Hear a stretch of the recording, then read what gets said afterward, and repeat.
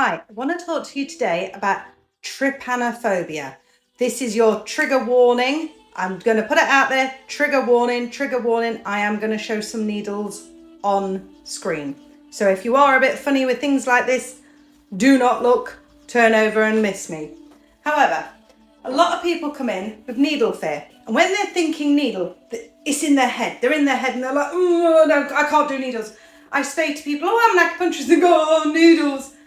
Because they're thinking this sort of thing. They're thinking hypodermic needles. They're thinking they are huge.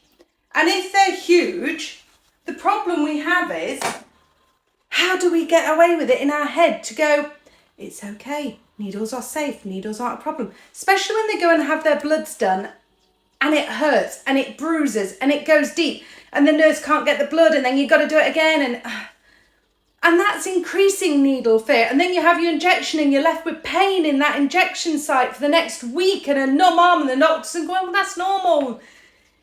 Then we say, come to us and it doesn't hurt. And they go, oh. Let's start with how big some of these pins are. As a standard size, pins are this. I'm going to open this up. This is a brand new one. They're all opened fresh. They're single use.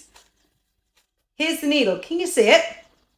Now, I'm going to bring it as close as I can to the camera to show you. It's extremely thin and fine. You're going to even struggle to see it. It will only just be seen.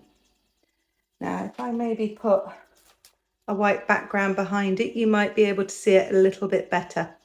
This particular pin is actually 0.18 millimeters by 0.25 millimeters. So that's 0.85 millimeters, 0.18 millimeters thick and 0.25 millimeters long. That is our standard. I'm going to pop that in my sharps.